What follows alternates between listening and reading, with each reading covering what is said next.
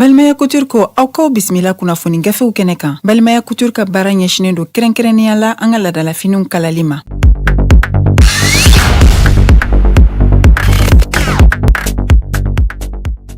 Joliba jabarani filɛbaw an ka foli ani tanuni limana an b'o ta ka di aw bɛɛ lajɛlen ma aw ni ɲankuma bi alamisa don in na min bɛ bɛn juillet kalo tile 13 ma san 2023 limanaw an sigilen filɛ an ka ladala jɛmukan kɛnɛ kan min bɛ sigi don o don ka daminɛ ntɛnɛn fo ka se juma ma.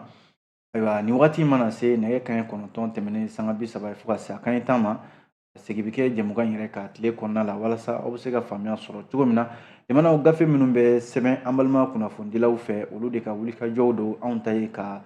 bamayɛlɛma ka lakale bamanankan na aw bɛ se ka faamuya sɔrɔ a la cogo min na ni an sigilen o de kɛnɛ kan. Limanaw an bɛ bɛɛ fɔ ka bɛɛ waleɲuman dɔn minnu bɛ kan an lamɛn arajo Joliba sanfɛ Bamako yan Segu Sikaso Mali fantan naani bɛɛ lajɛlen ani an ka bɔlɔlɔ kanamɔgɔw minnu fana b'an filɛ yen nɔ an b'aw bɛɛ lajɛlen fo dantɛ foli min na. Limanaw gafe minnu bɔra bi a bɛ tali kɛ minnu b'an bolo kɔrɔ yan o ye l'indépendant info matin min ye Nouvelle Horizon ye ka taa se le soir de Bamako le républicain fo ka taa se kabako ma. Limanaw ni fasidi sɛbɛn damadɔ an bɛna ninnu de lakale a bɛ se ka faamuya sɔrɔ cogo min na. An b'a daminɛ ni min ye o ye l'indépendant ye. Limanaw kunnafoni damadɔ bɛ l'indépendant kɔnɔ fɔlɔ ye mun ye muso min bɛ yen n'ale ka kuma kunbɛnnen bɛ limanaw k'a fɔ de ko gɛlɛya bɛ jamana kɔnɔ n'u y'o tɔgɔ yɛrɛ da a la kama ko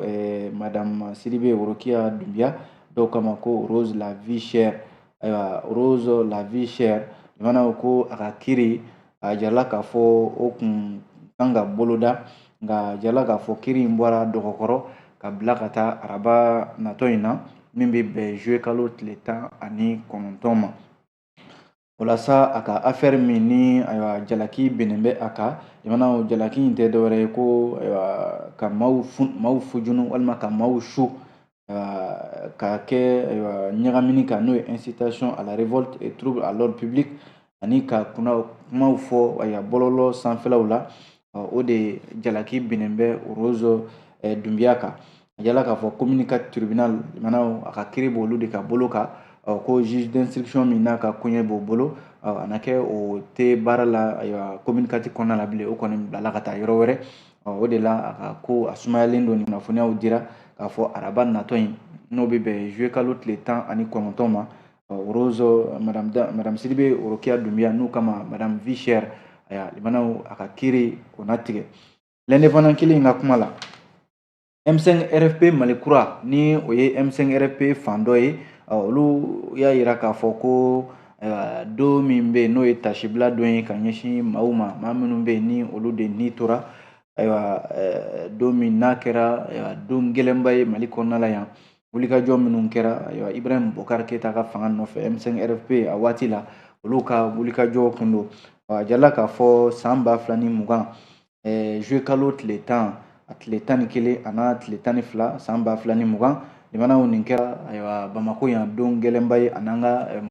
walasa M5 RFP Malikura o donni ka se ka tasibila kɛ ka ɲɛsin maaw ma minnu bɛ yen ni olu ni tora a la minnu yɛrɛ bɛ yen ni olu joginna hali sisan ni olu de bɛ ka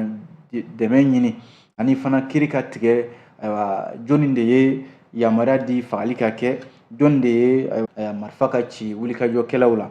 min bɛ tali kɛ désobéissance civile n'o de ye k'u ban jamana waati la jamanakuntigi ale ka laɲini bɛɛ lajɛlen ma ko in bɛɛ lajɛlen sɔrɔla o de senfɛ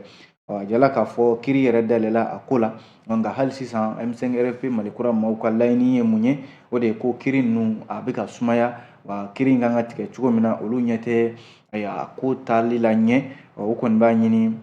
maa minnu bɛ yen n'a bɛ se maa 22 limanaw dɔw yɛrɛ ko k'a ka ca ni o ye ani maa 100 caman k'olu de joginna a ko siratigɛ la M5 RFP Malikura y'a yira k'a fɔ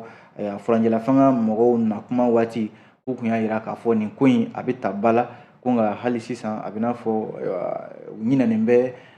ni maa minnu fatura u kɔmɔgɔw kɔ an'u ka du.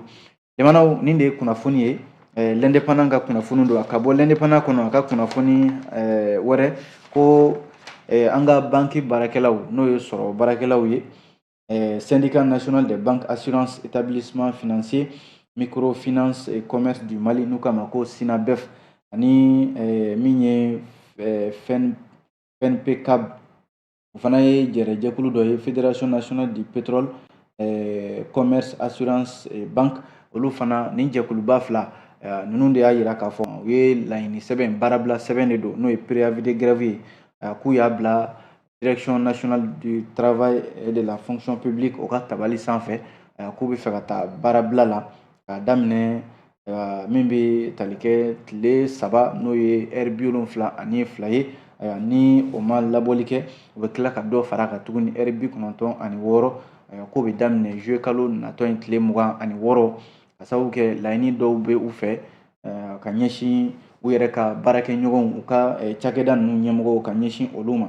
ko bɛnkan dɔ kun sɔrɔla u ni UNTM cɛ n'o ye baarakɛlaw ka lafasalikuluba ye waati la u kun ye basigi ka na nka SINABEF ni FENPECAB y'a yira k'a fɔ u kɔni wulilen de filɛ nin wagati in na k'u ka laɲiniw sabati u ka laɲiniw ɲini u ka baarakɛɲɔgɔn ninnu fɛ laɲini ninnu caman bɛ tali kɛ min na o ye ko baarakɛyɔrɔ dɔw bɛ yen olu kɔni bannen bɛ cɔ yɛrɛ de min bɛ u sanga bɛnkanw ma bɛnkan minnu bɛ yen n'olu bolonɔ bilala Mali kɔnɔ ani diɲɛ fan wɛrɛw fɛ baarakɛlaw ka hakɛko la ani fana k'a fɔ ko n'i ye jateminɛ kɛ ko baarakɛyɔrɔ caman de bɛ yen n'o ye entreprise ye olu ka ɲɔrɔkili ka kɛ baarakɛlaw kan o n'a ɲɔgɔnna caman ani baarakɛlaw ka saraw tɛ di a di waatiw la o n'a ɲɔgɔnna caman préavis de grève in kɔnɔna la SINABEF ni FENPECAB ko k'u b'a jagoya yanni min bɛ tali kɛ décembre kalo natɔ in o tile 31 san 2024 ni o sera ka sɔrɔ u ka ni laɲini ninnu ma sabati baarabila natɔ sen na min bɛ tali kɛ u ye laɲini wɛrɛw fana kɛ u ko bɛnkan sɛbɛn dɔ bɛ yen n'o ye protocole d'accord dɔ ye groupement professionnel des pétroliers du Mali GPP ani groupement malien des produits pétroliers GMPP ko o bɛnkan sɛbɛn dɔ tɛmɛna u n'olu cɛ o bɛnkan sɛbɛn ye mun ye ko ka syndicat minnu bɛ yen n'olu bɛ baarakɛlaw ka hakɛw lafasa ko k'olu bonya k'u to ka baara kɔnɔna la ani u b'a jagoya fana baarakɛyɔrɔ damadɔ bɛ yen i n'a fɔ SGDS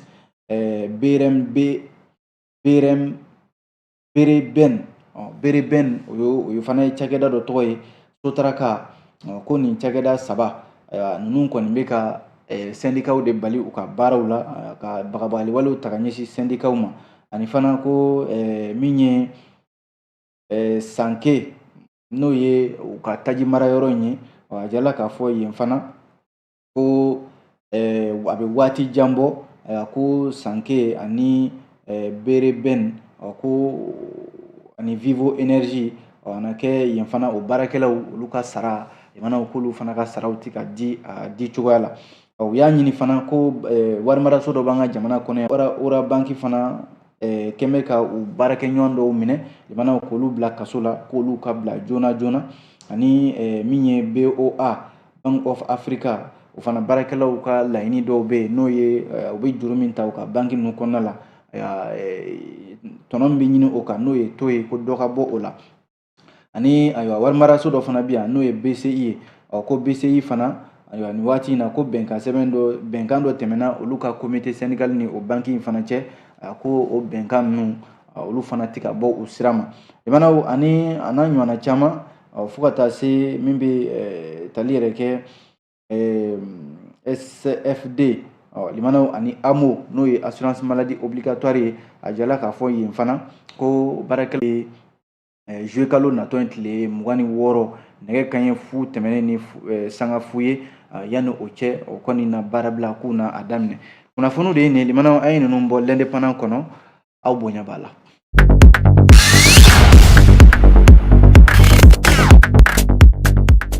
Limanaw n'an ye l'indépendant bila fasiridi sɛbɛn min n'an k'a ma ko info matin ko ayiwa jamanaden minnu bɛ yen n'o ye subsahariens ye farafinna golo finmanw minnu bɛ sɔrɔ Tunisie jamana kan limanaw a jala k'a fɔ o de tɛmɛnen kɔfɛ Tunisie ale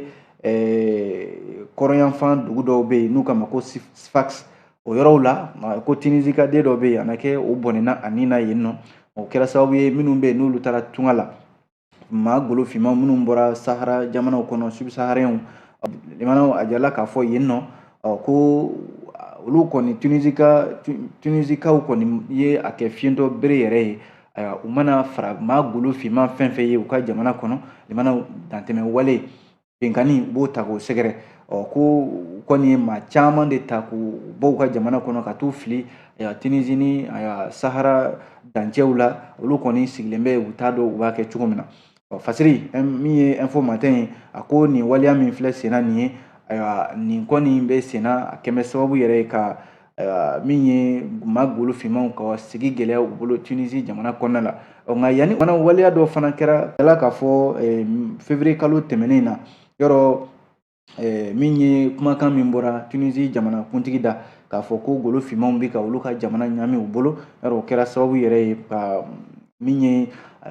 gɛlɛya don golo finmanw na minnu sigilen bɛ Tunisie jamana kɔnɔna la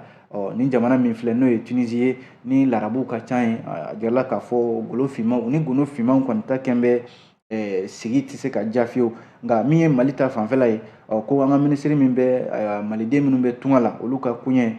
ko ale y'a yira k'a fɔ maa 10 ɲɔgɔnna kɔni bɛ yen k'u sera ka olu sɔrɔ olu ka kibaruyaw b'u bolo ko olu ye u labɛnnen bɛ yɛrɛ k'olu ta ka bɔ Tunisie jamana kɔnɔ ka na n'u ye Mali kɔnɔna la yan limanaw o kibaruya kelen in na info matin ko minisiri min n'ale bɛ jamanadenw ka kibaruya kunna tunga la sigiden min bɛ Mali kɔnɔ yan a taara o kuma ɲɔgɔnya ni gɛlɛya kelen ninnu na sabu a jala k'a fɔ Algérie fana maa golo finmanw fana tɛ ka lafiya sɔrɔ yen fiyewu kuma bɛɛ i b'a mɛn k'a fɔ u y'u ta ka bɔ Algérie ka n'u fili frontière la Sahara kɔnɔna la yen nɔ walasa malidenw bɛ se ka kisi o tɔɔrɔ ma cogo min na Musa Atayer ko ale tarata tɛmɛnen juillet kalo tile 11 ale kɔni taara Algérie ka lasigiden min bɛ Mali kɔnɔna la a taara a kuma ɲɔgɔnya n'o ye El Hawoussa Riache ye ka se ka ɲɔgɔn faamuya maliden minnu bɛ tunga la a ka jamana kɔnɔna la ka ɲɔgɔn faamuya u kana kɛ bɛrɛ walima k'u ta ka bɔ Algérie jamana kɔnɔ ka n'u fili Sahara kɔnɔ o bɛ se ka kɛ gɛlɛya dɔ faralen dɔ kan o de la Musa Atayer ko min ye fɛɛrɛ jɔnjɔnw ye u bɛ se ka ɲɔgɔn faamuya o ko la cogo min na sabu a jala k'a fɔ Algérie ni ɲɔgɔnna waleyaw yera minnu bɛ yen ni olu taara tunga la n'a fɔra k'a fɔ u tɛ ma taa sira jɛlen kan n'o ye situation irrégulière i b'a sɔrɔ Algérie jamana ɲɛmɔgɔw mana o maa kofɔlen ninnu ye min bɛ jigin u kɔnɔ dɔrɔn limanaw k'u ta ka bɔ ka t'u fili yɔrɔ wɛrɛw la i n'a fɔ soma kɔni t'u la o kɔni de ko bɛ lajɛ bi walasa fura ka se ka sɔrɔ o la i n'a fɔ Musa Atayer ani ambassadeur u ka hakilila falenfalen kɔnɔna la limanaw kunnafoni filɛ nin a ye nin bɔ info matin kɔnɔ aw bonya b'a la.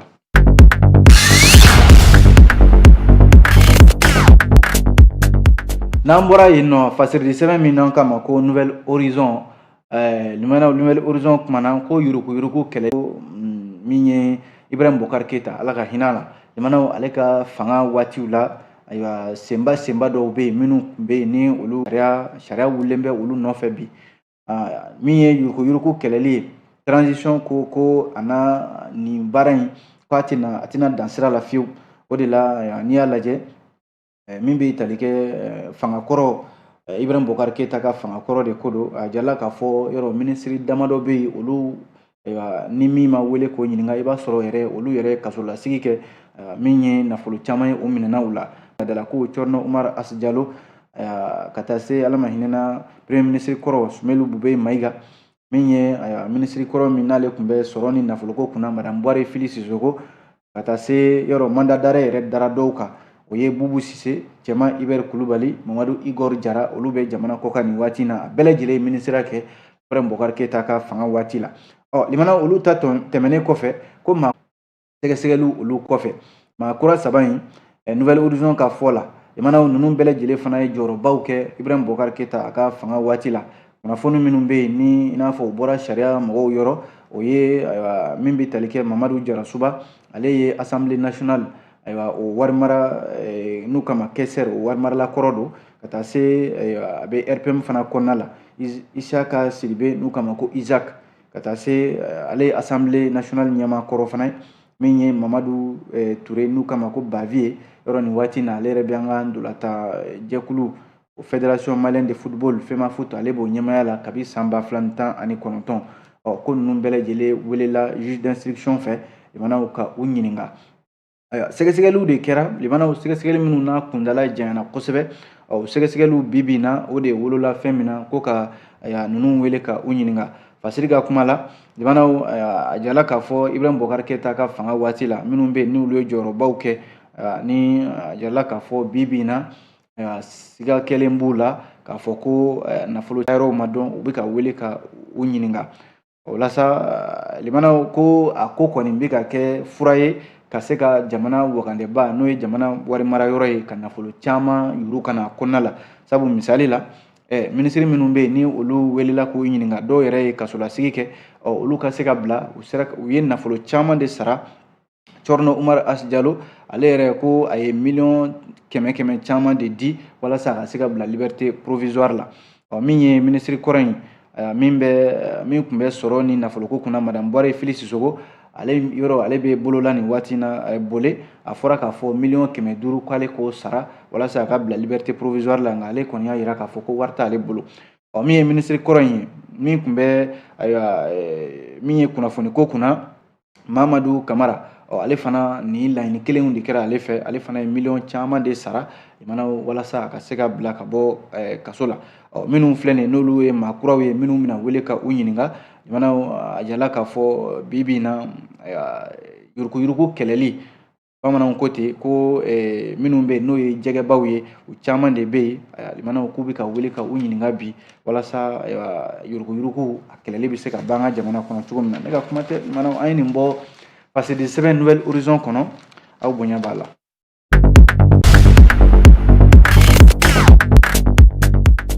limanaw fa ko kuma dɔ bɛ folofolo la halisa nka kuma in halisa jamana ɲɛmɔgɔw ma se ka kuma a ko la ka fɔ tiɲɛ don walima tiɲɛ tɛ Nouvelle Horizon ka fɔ la kuma in ye mun ye o ye kibaruya min n'o dira k'a fɔ ko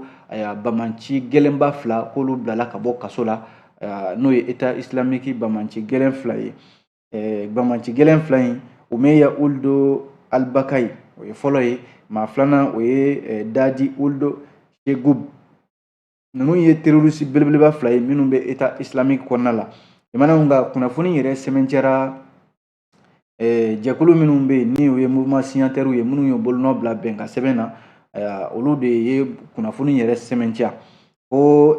min ye ni cɛ 2 in ye limanaw ni u bɛ État islamique kɔnɔna la yadi agali jɛɲɔgɔnw don k'olu de bilala ka bɔ kaso la u tun bɛ kaso la Bamako yan ko wa u taara avion yɛrɛ la ka taa n'u ye Gawo mara kɔnɔna la kunnafoni wɛrɛw fana ye ɲɛfɔli kɛ k'a fɔ ko maa 2 yɛrɛ tɛ k'a bɛ se maa 4 ɲɔgɔnna ma État islamique bamanci jɛkulu k'u bilala ka bɔ kaso la ko nka k'a kɛra bɛnkan dɔ de senfɛ bɛnkan min n'o tɛmɛna jamana ɲɛmɔgɔw ani État ko bɛnkan in ko dɔwɛrɛ tɛ bɛnkan in ka kɛ bɛnkan ye maa si kana se si ma u ka u janto Menaka mara kɔnɔna la État islamique yɔrɔ ale ka mɔgɔw bɛ yen kosɛbɛ k'u janto Menaka mara bolo la u kana se olu ma o fana ye kunnafoni nasira wɛrɛw ye i n'a fɔ Soir de Bamako bɛ ka ɲɛfɔ cogo min na kabi ni kunnafoni ninnu kɔni dira jamanaw fo ka se sisan ma bɛɛ kɔni bɛ k'i ta fɔ a ko la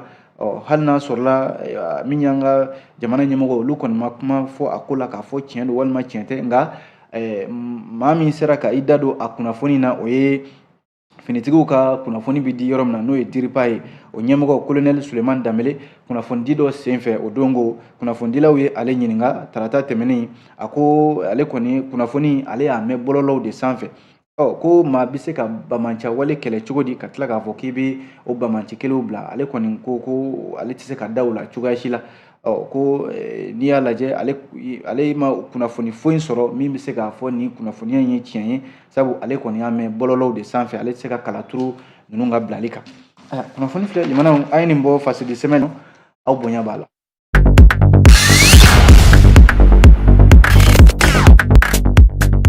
Kɔrɔ ye limanaw fasidi sɛbɛn min n'an kama ko min ye républicain limanaw républicain y'a jira k'a fɔ Mopti biennale bɛ senna nin waati na n'o ye seko ani dɔnko ɲɔgɔn kunbɛba min bɛ kɛ an ka jamana kɔnɔna la yan nɔ a mɛnna a y'a Mopti ɲina ale de bɛ ka biennale artistique et culturel a bisimila limana a jala k'a fɔ ko hôtel tigiw n'o ye minnu bɛ dunanw bisimila k'u bɛ k'u tɛgɛ nɔ nin waati in na walasa yɔrɔ gɛlɛya n'o ye lakanabaliya ye ale tun kɛra sababu ye ka hôtel tigiw bila gɛlɛya dɔ kɔnɔ Mopti mara kɔnɔ k'a sɔrɔ dun Mopti ye yɔrɔ ye limanaw minnu bɛ n'olu bɛ taa u ɲɛda Mopti ka kunba yɛrɛ kama ka dugu in lajɛ sabu yɔrɔ sahalenw caman de bɛ yen nka biennale artistique et culturelle min filɛ n'a bɛ ka kɛ Mopti bi na a jala k'a fɔ hôteliw n'a ɲɔgɔnna caman dunanw bɛ ka jigin a yɔrɔ kofɔlen ninnu na ko hôteltigiw kɔni bɛ k'u tɛgɛ nɔ nin waati in na sabu sɔrɔ bɛ sen na nka limanaw sɔrɔ ninnu a nana sɔrɔ hôteltigiw i n'a fɔ office malien du tourisme et de l'hôtellerie o ɲɛma Kulubali ale y'a ɲɛfɔ cogo min na k'a fɔ hôteltigiw tun bɛ gɛlɛya dɔ kɔnɔ Mopti ani Sevare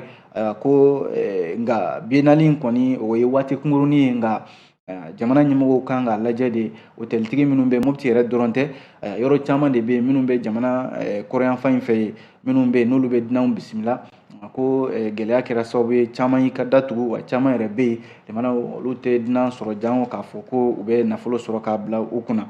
maa min ye républicain maaw ka ciden Musa Sanba Jalo a ko nin waati in na biennale min kɔni bɛ sen na hôteltigiw olu bɛ ka u tɛgɛ nɔ nin waati in na ko lakanako siratigɛ la colonel Mamadu Masawule Samake ale min n'ale bɛ maaw n'u bolofɛnw lakana ni ɲɛmaya kunna nin waati in na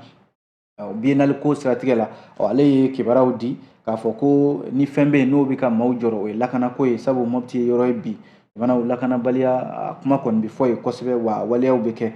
ko a kun welela an baarakɛɲɔgɔn Kasim Tarawele fɛ a ye ɲɛfɔli caman de kɛ min ye salle de spectacle Soribamba ale da yɛrɛ la a ko lakana ko in jamanaw u bɛ ka ta ba la i n'a fɔ jamanakuntigi colonel Asimi Goyita yɛrɛ ye yamaruya u fɛ cogo min na lakanabaw bɛ ka tugu u kɔ i sennɔ jamanaw walasa u ka lakana ani jama fɛn fɛn bɛ yen Mopti mara kɔnɔ u ka se ka lakana n'u bolominɛnw jamanaw o de ye kibaruya labanw ye wa ko min ye biennale ale kan ka kuncɛ kari natɔ in na ko stade Barima Bokum ale kɔnɔna la jamanakuntigi colonel Asimi Goyita jamanaw ale makɔnɔnen don a baaraw kuncɛli la i n'a fɔ min ye commission nationale d'organisation a ɲɛma Amani Demba Sise ale ni kunnafonidilaw a taara bɔ kunnafonidilaw ye o de senfɛ a ye ni kibaruya di k'a fɔ jamanakuntigi ale kan ka ye Mopti kari natɔ in na ka se ka biennale baaraw ale kuncɛ jamanaw kunnafoni filɛ an ye nin bɔ façade sɛbɛn républicain kɔnɔ aw bonya b'a la.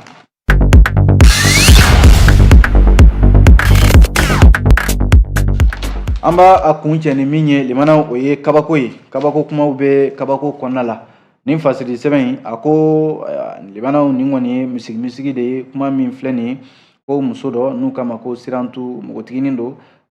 limanaw san 19 ko Sirantu Jara k'a filɛ ne ka a woloden limanaw san 1 a y'o de fili kɔlɔn kɔnɔ o kɛra juma tɛmɛnen juillet kalo tile 7 nɛgɛ kanɲɛ 21 tɛmɛnen sanga 30 fasiri n'o ye kabako ye a ko protection civile maaw olu kɔni welela jamanaw kana den yɛrɛ tɔgɔ ye ko Mamutu Fane jamanaw a lamununen ka munumunu mana kɔnɔna la jamanaw u y'a bɔ kɔlɔn kɔnɔna la o kɔni y'a sɔrɔ min ye hippodrome la commune 2 la jamanaw ko ni muso min filɛ n'o ye Sirantu Jara ye ko a na kɛ yɛrɛ a kun taara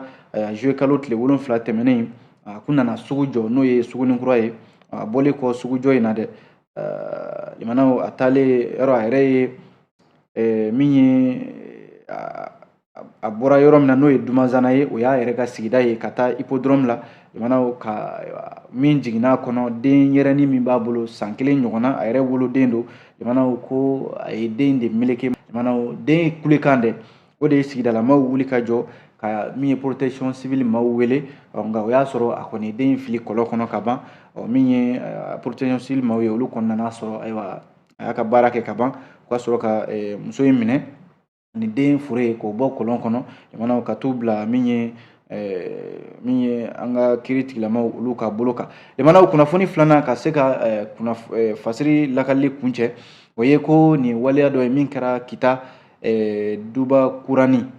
Duba Kurani ntɛnɛn tɛmɛnen fiɲɛba dɔ wulila ayiwa a jala k'a fɔ fiɲɛ in nɛgɛ kanɲɛ 18 waati ani san de donna ɲɔgɔn na ko a kɛra kasaraba de ye kita dubakurani mara la sabu ko yen nɔ maa 3 ɲɔgɔnna olu tun bɛ k'u yɛrɛ ɲini olu taara u jɔ jiri belebeleba dɔ de kɔrɔ fiɲɛ de kɛra sababu ka jiri in kari ka bin u sanfɛ o maa 3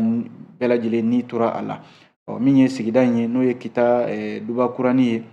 maa kofɔlen ninnu fiɲɛ wulila u kɔni y'a ɲini k'olu bɛ sira kɛ kelen ye u taara u jɔ banasun dɔ de kɔrɔ banasun belebeleba fiɲɛ ye banasun in bɛn u sanfɛ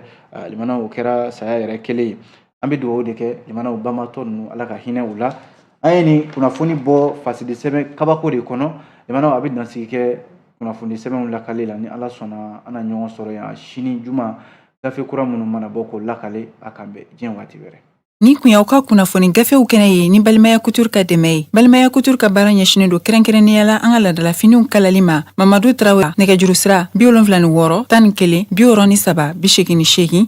51 51 37 97